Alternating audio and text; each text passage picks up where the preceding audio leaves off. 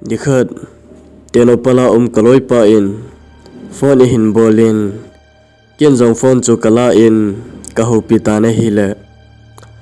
kaloi pa in kaza a loipa tu chung Christmas kai ho kho a henu hepa ho to thakhanin manbom o hite tia hin sai pha na chun kai jong tenopal chi khanai lo ka hi to chuna hile ka tha no min hinge loipa tu kumbe man kho mo hite tin kasai paita na hi chuin loipa na hunding le day 22 ni le hungo aji chu hilanga jong whole decoration nunga golong hon I bol de hi hechia chu nunga mel hoi ta ta jong omin nakiwa the hi tia hin sei pha na chun ka kinoi satu hungin kai jong ajinga thaya kaloi pa te khwa chi den ka hi ta ji chun ka thil lek kalo ha chu ka ki ko tup ta na hi pha le ni khu hung chi chi ina hi le day 22 ni chu headman oven ong thong tan chuin kai jong kaloi pa te khwa chi den ka hi ta ji chun jingka mata in ka ki pat do ta na hi dirha lampung levelin tenopal kaloi pa te khu chu ka gal hung tan kaloi pa te in song kalunin chun kaloi pa le anu le apa in ai vail hundano zo ka vat le thanup nup omin ke pa pi om le jing ovina hi kai jong ka gari torna a kalal ji chun ka ki su thingin bumin nga ta gomin kaloi pa to chun lumna phone kami hung ta na hi cham kha zo nangin kaloi pa nu in bu amin te hung ke ne do ovintia ai hin ko phat wa chun kai le kaloi pa jong ka chi hungin bu ka ke ne do hungin bu ka ne chai zo hungin dukana zalda ne dingin ka chi hung ta na hi zalda ka ne chai chai hungin chun kaloi pa in ka za a loipa nunga khat ko ma na poi inge hungo tia a hin sai pha na chun kai jong tu ni ka gari torna a ka lalwal ji chun ki ma chol ding ka kanu min chu in kaloi pa ku ma chun loipa ai poye tu ni ka gari tor ka lalwale nidang zo le chi ta hite tu ni ki ma chol ding kanu mi tin kasai paita na hile kaloi pa in jong akho de poye loipa nalalle tuni ki cho ki ma cholin lang jinglang le chitai hite tin asai ta na hi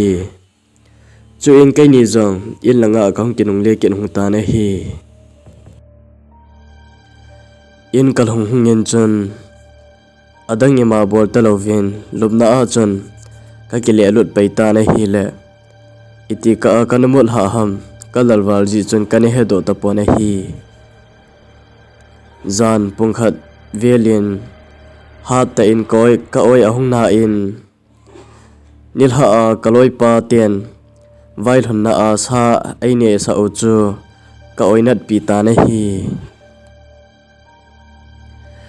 chu in kai jong ka ki tho do in toilet a chun ka chi ta na hi cham kha zo nangin kai jong ka thachai tan toilet na ko na ka hung do le kaloi pa te get chu tina ki sa a hin hi chun kaloi pa te get chu hat ta in ahung ki su in a hi chu phanin kai jong ka king valin get lang chu ka ve na hi le get chu athip kit tan chu in kin jong ui cha meng chakhanin asu kha a ging hena ta tin in sunga lu ding ka ki sa lai ta in chen get cho ama cham chamin ahung ke hong ta na hi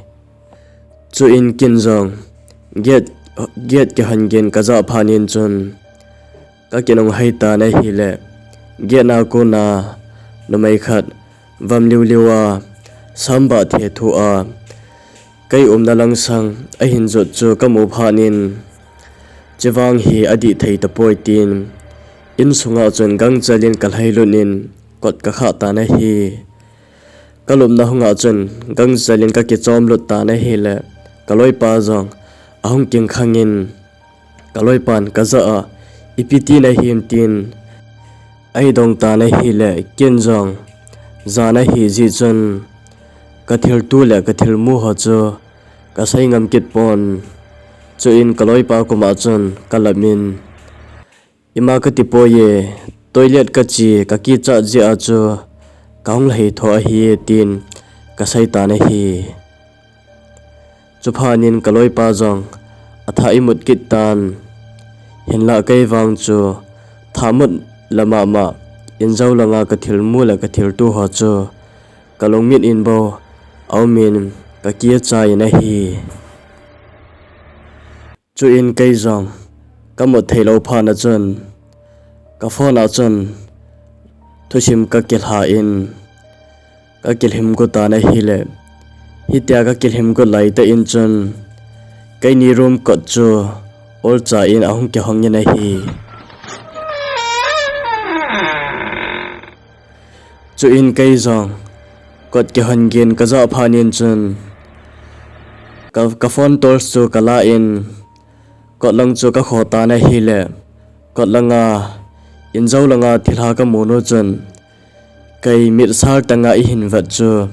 ka mu phanin ka ki chawalin ka peng ta na hi le kaloi pa chu ahung keng khangin kaloi pa chun ka za a loi pa ipiti na him tin asai ta na hi le kin jong ka thil tu ho ka thil mu ho chu di thei ka sa lo mong pha na chun im ngai ta lovin kaloi pa ko ma chun ka thil tu ho le ka thil mu ho thilum dan ho chu ka sai ta na hi le kaloi pa in ka za a loi pa thilum dan ho hi adi theilo khat wang au me nang jong hi chi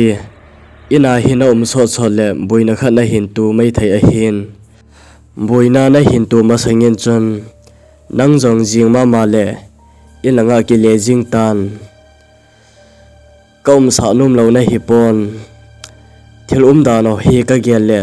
adi thei poi Christmas chu idam na over le akit lang jong le iman thayo hi te tin asai ta na hi chuphanin kin jong kaloi pa kuma chun ai po ye loi pa ni khat ni ve phat phano hi tin hi chia chu boina ka hin tu kha a hi le in langa ki le jing ta nge tin ka sai ta na hi le kaloi pa chun ka za a loi pa hi chu a hi thailo ding bi a hi e boina sang ta na hin tu a thina khat hin tu te la chun koi wang si ding ham in lam na ki le chu nanga dinga thil pha pe na hi kaloi pa in hitia a ha saiwal pha na chun kin jong hinge a hi le loi pa kumkit lang le Christmas thanom ta in heno hepa hoto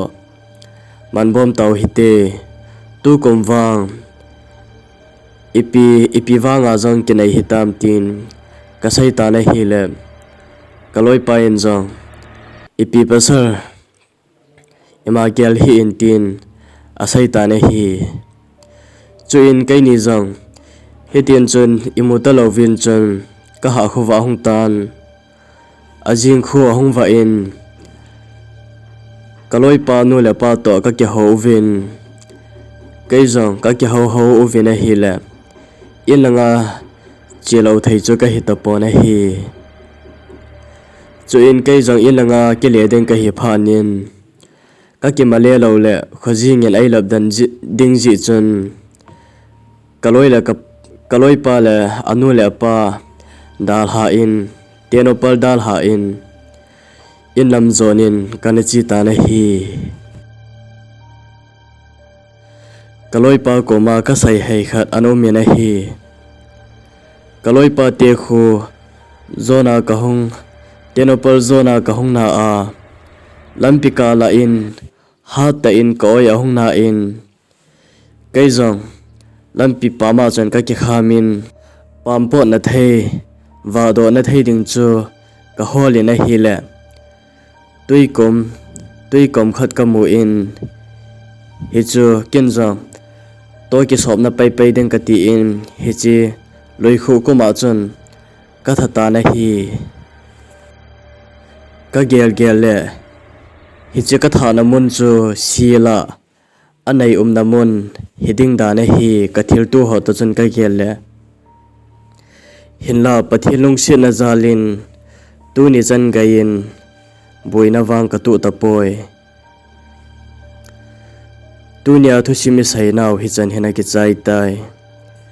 thu sima pana chai chan ge ana ve zo si le ana ngai zo si ho na chung chi over ke pa thu ka hin sai ye aban video ibol ka siu vin son tin chibai zan tin mangpha